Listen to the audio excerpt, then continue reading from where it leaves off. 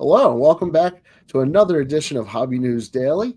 I am Danny, and I am joined by Kurt from Kurt's Card Care. What's going on, Kurt? Danny, what's up, man? Good to see you. Thanks for the time today. I appreciate the interview. No, you've been an absolute mention and pleasure and to schedule with and to deal with. And I've texted you before with when we wrote an article in Hobby News Daily, and you've been great in responding, and so I appreciate your time a lot. Happy to be here, man. And I just anything I can do to help out other collectors, or just catch up and provide some entertainment or some time well spent, man. I'm happy to be a part of it. Well, you said the magic word, collector. So everybody always wants to know when I interview somebody, are they really a collector? Or are they just selling a product? So Yeah. let's take a step back. Talk to me about your collecting. Whether it was growing up or later in life. How did you get into collecting cards? Well, that's a good question, dude. Like, I've always been a collector of stuff I like. I don't have a ton of stuff I like, but a handful of things like instruments. Like, as you can see, I got a handful behind me. When I get into something, I get into something. So, like, um, collecting cards was my first collection, and it's been something that I've done my whole life. I never really took a break. It's just been something that I just know and I gravitate to. And um, day one was when I was a little kid, man. My mom used to bring me home packs of cards every day from work, and this was the '80s, and the only thing that was relatively available that kind of caught my interest as a little kid was Garbage Pail Kids. Oh Uh, wow. I love to draw and paint. My mom's an artist, and like she would bring me home the Garbage Pail Kids and have me pick out some that I liked, and have me draw them. So she kind of like taught me to collect and like sharpen up my art skills at the same time.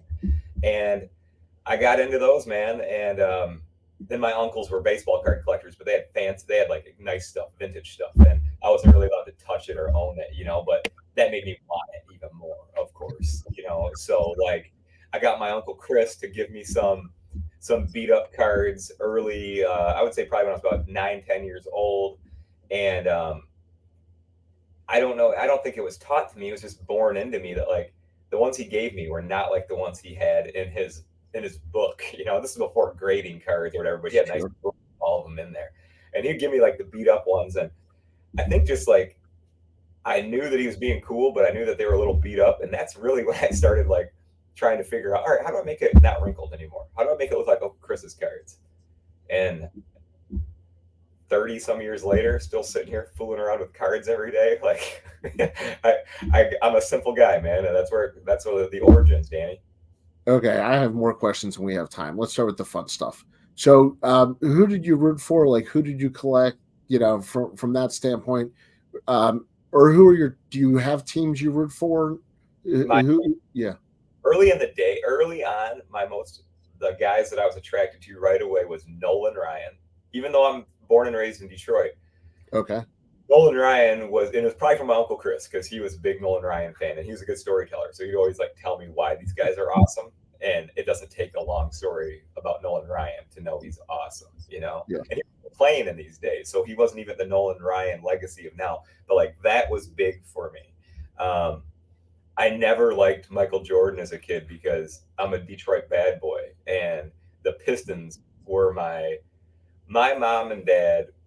I grew up in a country setting where we didn't really have TV channels. We only got like three of them, and it was like the TV you'd have to walk up to and click the. Yeah. And like my dad would get like the foil and put them on the antenna so we could watch Pistons games. And I loved the Bad Boys. As soon as I saw basketball, I was like, "Holy moly, this is something new! This is cool." And these guys are huge, and they're like freaking awesome. And like, so then the Pistons sucked me in. I was just like, I want to know everything I can about these guys.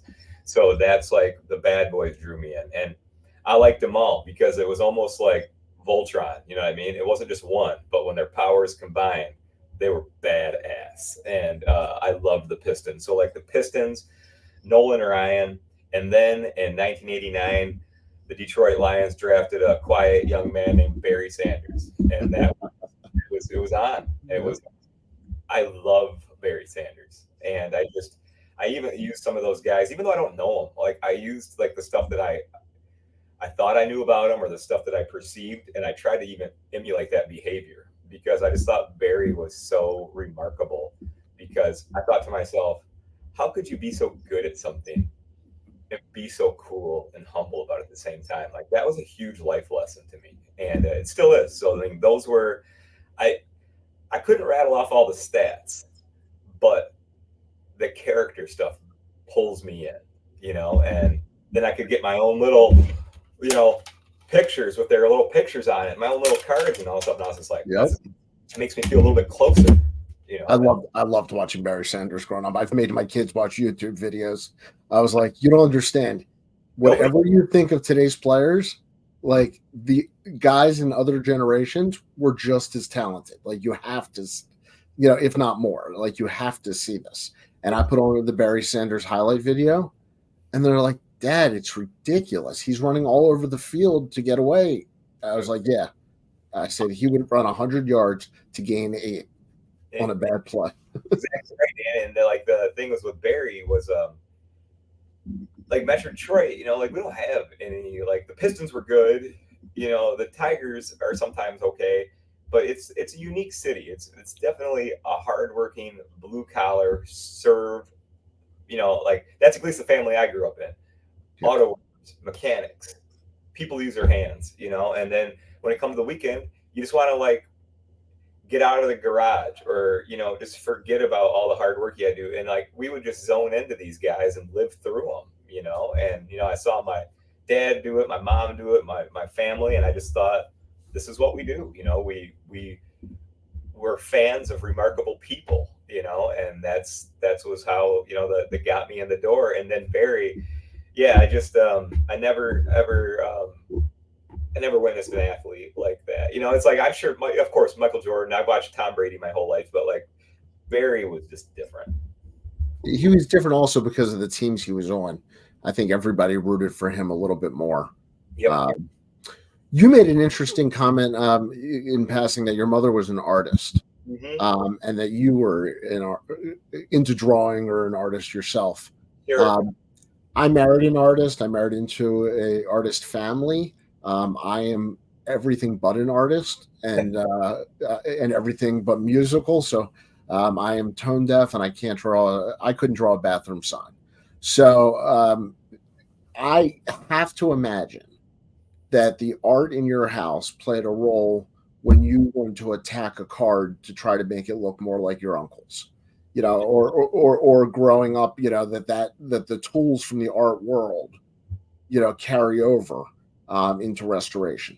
So and in care. So one of the things that I'd love you to talk about is, first of all, any mother who brings home Garbage Pail Kids and gives you an atom bomb, is fantastic. So, shout out to bringing home the Garbage Pail Kids. But can you talk about your artistic background and how that's impacted what you do with cards now? Yeah, man, that's a thoughtful question, Dan. I appreciate you saying that to me. Like, even though when you said, "Hey, I'm not an artist personally," I think you can find art in everything. I think art is what, even if you're not conscious of it, it could be an accomplishment. Art's an accomplishment. Like, Dan, like if you like spent your time getting your collection together, getting them graded, like, that's your art, man. Like that's your art. And like you're I viewing like it that. in a hobby, that's your art, so don't sell yourself short. There's art in everything. And if there wasn't art, the world would be boring. It would be gray. There'd be no inspiration. You know what I mean? So there's art in everything. And I know the traditional arts, you think of people that can write a song or sing a song or paint a picture. And maybe I did come from more of that traditional kind of art world because my mom's an amazing musician. My mom, great piano player. So I always grew up around music, like growing up without a lot of stimulus in a country setting without television or media.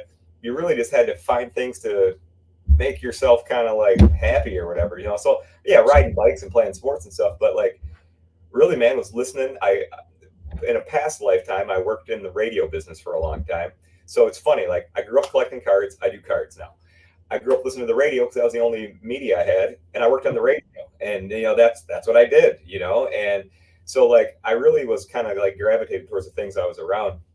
But like my mom, she taught me how to draw and paint and look at light and stuff like that from a very young age. And it wasn't really like a discipline or like today you sit down in his art class. It was just like my parents were hippies. My parents were born in the early 50s. My dad's passed away. My mom just turned 70 this past weekend, and they were just nurturing, awesome people, like special people, and it was like cool to have, like, even when you guys see me, like if I do my videos, the reason I made this tool when I was a kid because it's shaped like a paintbrush, so I know how to use it for edges or corners.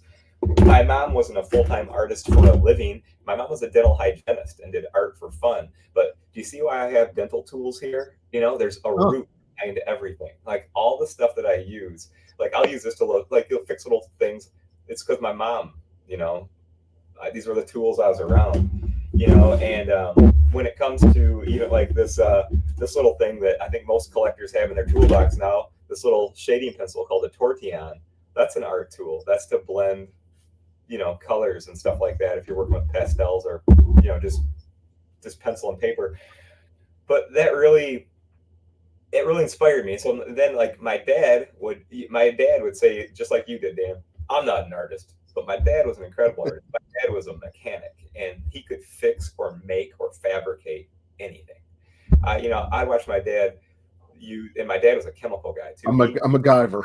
Yes, he was very good at stuff. And so with like my mom kind of taught me about like composition and beauty and presenting things at their best, even ordinary things. Like an artist can draw an apple and make it and move you, you know what I mean?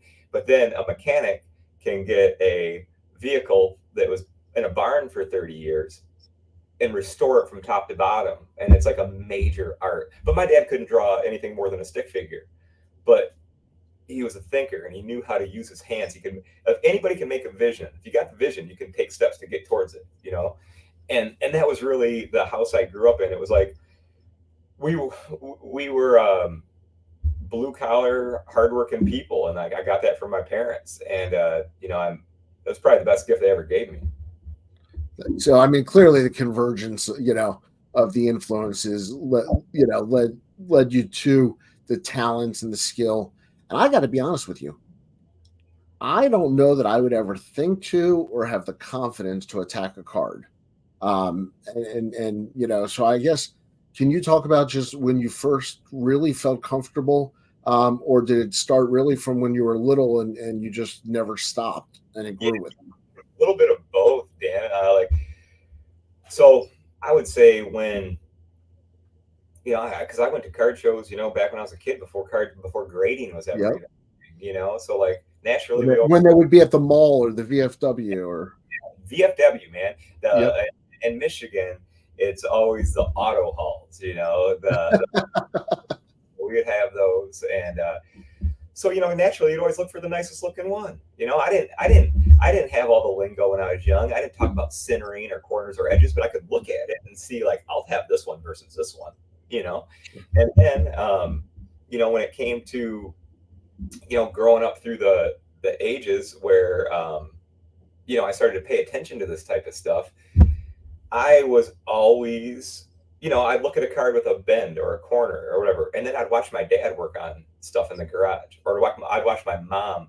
My mom would get older paintings and stuff like that and even do art restoration, and my mom would use little bits of liquid and stuff like that or whatever on old stuff, and I'm like, and she'd be like, that's the only way you can restore paper. She's like, you can't just bend it the other way or it's going to dry and crack. And then I'd watch my dad work on stuff, and I'd be like, even though I didn't want to work on cars or I didn't want to be a dentist, or whatever, like my mom or whatever, I was like, I'm going to take these things, and I think you can apply, like I said, you can apply art anywhere. So like my, I think I've been self-employed since I've been about 10 years old. Tell me, my dad would always say to me, you have expensive taste, which is fine, but you're gonna have to make some money to afford that expensive taste. So what did I do at 10 years old? I would get my mom to take me to garage sales all over so I could buy comic books and cards. And then, even if I didn't fix them up, I would have an inventory. And then I would ride my bicycle to all the neighborhoods, and we would do comic book sales and card sales. And then, like I would start to notice, like in the 90s, cards started to change. You get holograms and all this cool stuff. So I'd be at home with like my dad's like car wax and like polishing them up and doing all this stuff and making them. And I swear it was almost like I can watch a guy play the guitar and almost be like, holy moly, this guy's magic.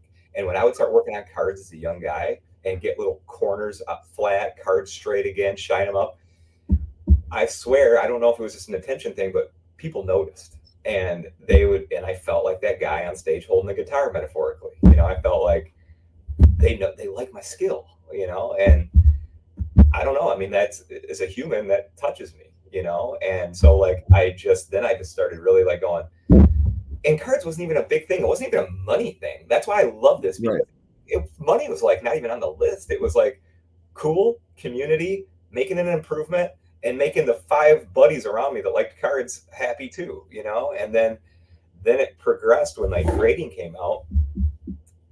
I was like, oh man, now they put a number on the top right corner. And now my competitive side's got to kick in because I don't want no.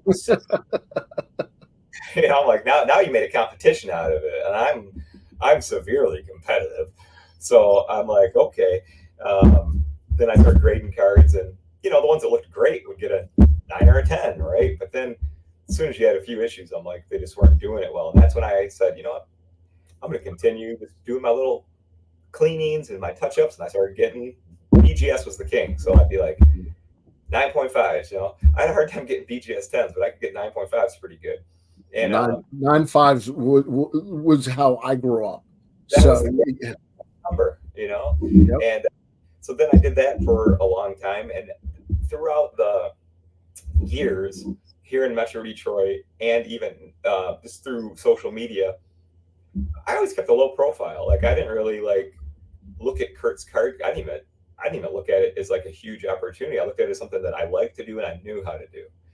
But then after doing work privately for people, they were happy and they started like, you know, sharing my name and sharing like what I do. And it was like I get texts and phone calls. Hey man, I heard about you from Danny. I heard about you from so and so. Can I send you some cards? Can I send you some cards? I've learned that I gotta trust when I get a feeling. I don't get feelings all the time, but like when you get one, I've learned you gotta pay attention to it. So like I got this feeling. It was like early in the pandemic, you know, when cards were like really people were like really on fire with them. I started getting a lot more calls and I could just be quiet behind the scenes and work on 1,000 cards a day, but like that feeling I'm talking about, I didn't feel it. I'm like, I don't want to do 1,000. I don't want to get boxes of cards. And the thing is, you know, respectfully to everybody out there that might not have a lot of experience grading cards or something like that, when you're doing public stuff, everybody thinks everything's a 10. Yeah. You know, like I could show you, I could show you a card with a crease that you sent to me. And I'll be like, damn, it's got a permanent crease, bud. There's nothing I can do. And you'd be like, well, I think you could probably get it to a 10. And, right. and then it's the rub. Then it's like, dude, now me and you are like not on the same page. Yeah. Part of me was almost like, you know what? If everybody thinks everything's a 10, why don't you try it? Why don't you try it? Why don't you? So you do a handful of cards and you'll see. You can make some improvements, but not everything's a 10. So I just had that moment where I'm like, you know what? Rather than try to explain to people that your bent up card is not going to be a 10, why don't I start showing people how to make some things or how to like do my process? Because I'm proud of my process. I spent years doing this. I even made up my own formulas because I didn't like, you know, the more I learned, I didn't like automotive products because most of them are full of abrasives, which is in essence liquid sandpaper, and right. That can stuff up. You know what I mean? And the last thing I want to do is because I was having more guys reach out to me, Dan, that were like, "Hey man, I got this foil card. I used some Scratch X on it, and I rubbed off part of the surface. Do you know how to fix this? Do you know how to fix this?" And I'm like, people want to clean their cards. People want to restore their stuff, but there's not like the right education or the right tools. And then there's this whole camp of people that think like if you clean up your cards or something like that, that you're like doing something wrong. And I'm like, somebody's got to step up and like say, hey, there's a dividing line. There's such thing as like being shady and scummy. And then there's also a thing called, I love my property, I love my trade, I love my cards, and I really want them to look good. So like, do I have any options here? You know? So I said, you know, I'm going to lead that camp because no one else is. I'm going to lead it, you know, because it's almost like this hush hush thing, you know, and it's like, you know what? So then long story short, man, I got so many inquiries about working on cards. I'm like, the market wants to know how to do this. So then I would be sitting here at home making videos of like, hey, Danny, Here's how you use card polish. Hey, Danny, here's how you do this. And then my wife was like, you should make a social media page for, and you can just make one video, and you can just tell your buddies how to do this. Because my first major supporters or people want to do this themselves were group submitters, because they're like, man, we submit 1,000 cards a month. If we could just give these cards That a makes front, sense. clean them down real good, quickly and effectively, that would make our lives much easier. We're over here breathing on these things with microfibers and rubbing all over them. And it's just kind of like, it's to be a pain in the ass. So like, instead of making a million videos a day, my wife's like, make an Instagram page. And I'm like, I don't want to deal with Instagram, And she's like, no, do it. It will be helpful. And you can just tell people these few customers you have, you can tell them to follow you. So then I made it, man. And turns out what I was feeling was right. There's tons of people that want to have some leadership or some guidance. And I found even more refreshing is there's a lot of guys out there like me that are like, I just enjoy cards, man. I work my ass off all week. If I can come home and just sit down with a few of my cards and touch them up and just spend some time kind of connecting with something I like, I'm all in. And that's really where how you found out about me, Danny, was rather than saying, all right, I'm gonna just keep sending me your cards, people. I was like, no, I'm gonna teach rather than make a fish dinner for Danny tonight, I'm gonna teach Danny how to make fish dinners, and that's the position I took, and that's my pivot really, and that's what I've been doing ever since. How much do you still work on your own cards Every day. every day? Yeah. Yeah. I got So, I mean, you strike me as just, quite frankly, as an artist. I'm being married to one and a traditional artist. I know I'm an artist too, but you know what I mean. I mean, the way you talk and the way you approach it, I mean, it's a different version of the camp you're leading than I think people realize. I I, appreciate. Yeah. So let me ask you a question, and I wasn't planning on asking you this, but when was the first time the other camp, got loud on you, and did it catch you off guard? No, because even though I'm an optimist, I'm not stupid, Okay. So the thing was, because I would go around as a kid, dude, to like card shows and say, "Hey, how do you guys prepare these things anyway? Like, are there any methods you could share with a young guy of how to like work on cards?" And most guys would look at me like, "What? What are you saying?" I'm like, "I have some cards with some minor wrinkles, and I got some cards with like some stuff on the front. Is there anything that you do?" And like, so I realized right away that some guys were like, "Yeah, man, actually, you know what? I got a little bit of stuff that I'll use." And then other guys would be like, "No, dude, you shouldn't touch a baseball card." I'm thinking to myself, who taught you that and why do you believe that, like where did that come from, and so I knew that like I would probably get some people that be like, I don't agree with you, but at the end of the day it's all opinions. And you know what, I believe in myself and I believe in my years of hard work. So a stranger's opinion respectfully means nothing to me. Sure. My customers mean I'm so busy with my customers that I only got this much energy a day, right? And if we're going to pie, I'm a dad, I'm a husband, I'm a business owner, I'm a customer service freak, so it's like if I got to spend that energy right in there, and sometimes I don't even have enough energy to spend it all in there, to tell you the truth, man. Sometimes I'm burned, but like when it comes to Caffeine highway, Kurt. years, But when it comes to people, what, Danny, I look at like people that don't like the idea of card care, probably never tried it, never done it. And it's easy to gather 3 bits of data and paint your own narrative and paint your own picture, you know? Yep. So Sure. anybody that has like, an adverse reaction to any of this stuff, it doesn't really phase me. But you know what? It started at first when you come out and do something unique or different, because I never seen anybody do publicly what I do in the hobby space. So like, it's kind of like Tom Brady, man.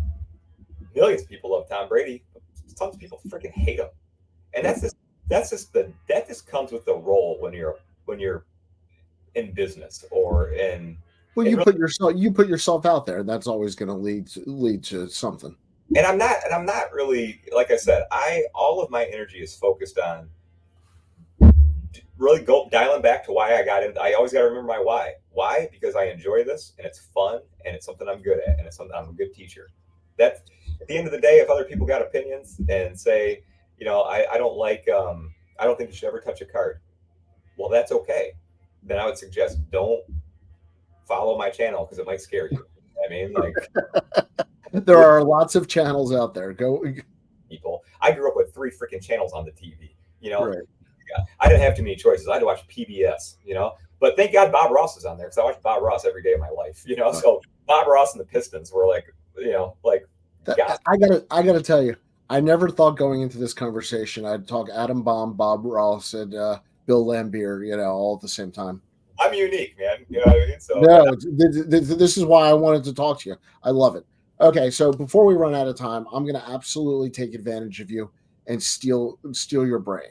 What is the number one thing that people can do in general with their cards to keep them looking good? I always hear microfiber cloth. I always hear no, right away get them in a protective, thing and make sure nothing ever touches it. Just what's one general rule that you would say for good card care? Yeah, that's a great question, Dan. Like I would say that let's just say that the general rule would be make sure that like if you're gonna, let's just say I'll break it down into two little categories real quick. If it's for your personal collection, I would and say you're not a grader. There's because I have tons of customers that are not graders. You know what I mean? That are just collectors and love their stuff, like to display it.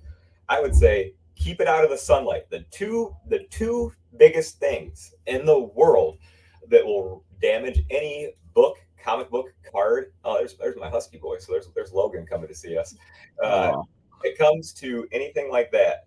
Keep your cards out of sunlight and keep your cards in a relatively stable humidity environment. Like you can't. It's like this little thing right there. Since I'm in a music studio, I got a hydrometer on the wall that will read the humidity.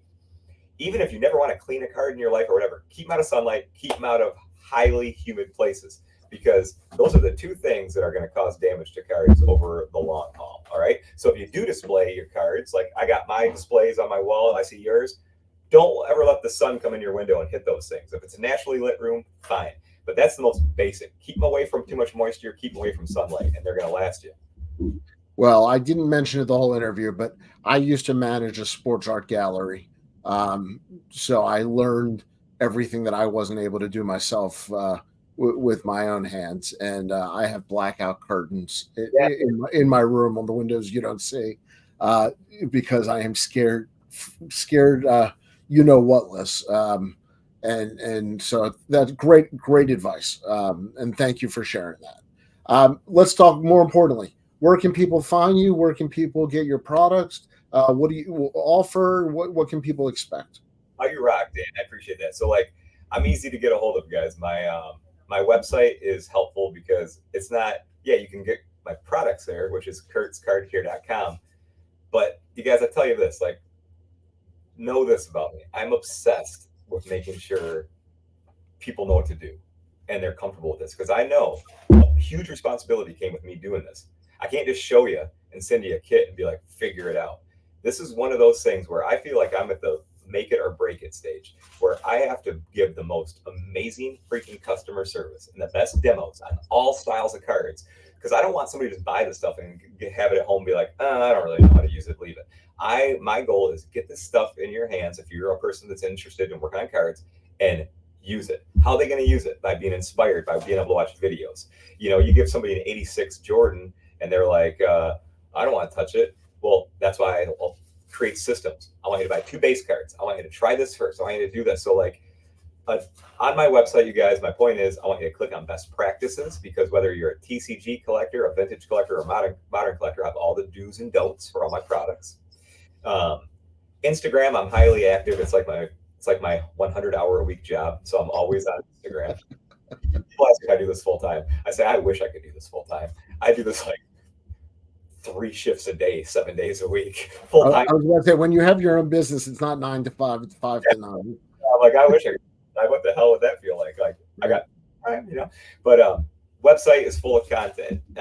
Here's what I'm trying to say, Dan, is I always put like, if you're whoever's watching this, if you're good at something or you run a business or you feel it inside you, if you can focus on what you love and how to do it and how to support people and how to make people feel special and taken care of, everything else is going to fall into place. Don't ever start anything with money in mind, because that's just like carrying around a hammer. All you're going to see is freaking nails. You know what I mean? Carry a toolbox. be a people person, be a customer service person, be thoughtful, and then things are going to fall into place. So like I have a bunch of good content on my website that will help you get to the places you need to learn.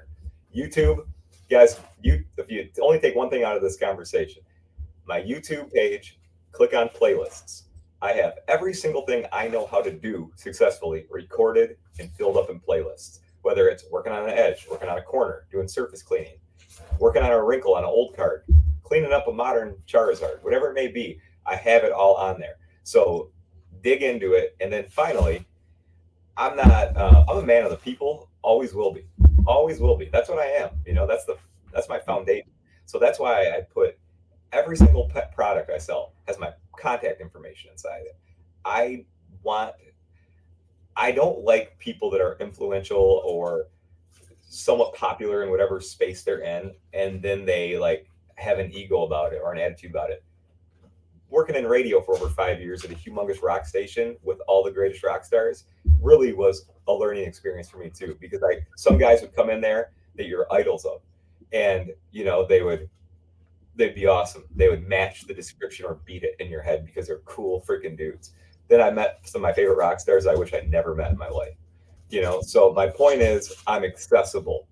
I'm nothing important or fancy or whatever. I'm just a dude that loves collecting cards, and I make some cool products that have been successful for me, and I'm happy to share them with you. And that's the bottom line.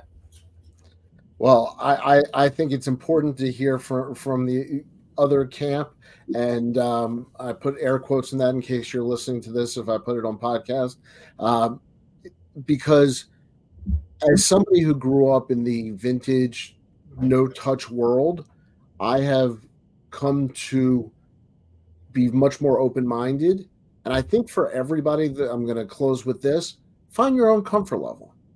You know what? There's no rule.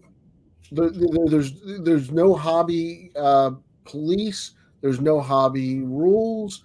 Do what you love and do what you love passionately. And if you're not comfortable, don't do it. And if you want to try something, try it.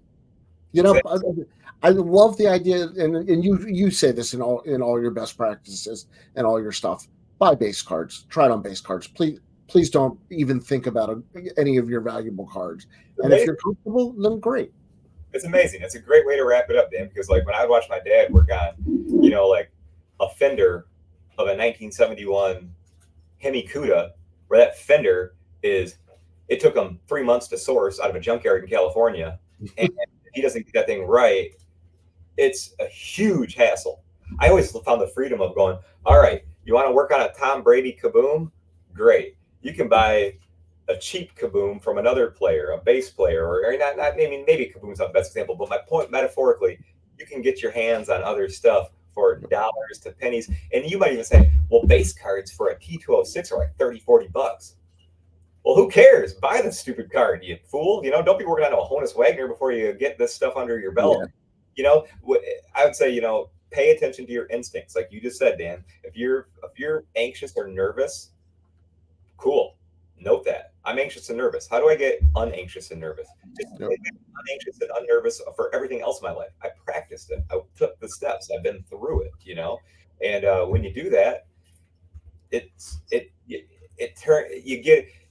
you'll replace your nervous and scared with excitement, and that's when the good stuff starts happening. Well, I think that's a great way to leave it. Kurt, appreciate you spending time with me. And everybody, please check out Kurt's Card Care everywhere he mentioned. And it's very eye-opening. And if you've never watched his videos, they are nothing but helpful and hobby-friendly. So I appreciate it. I will see you in the green room. To everybody else, catch you on the next one. Thanks, Dan.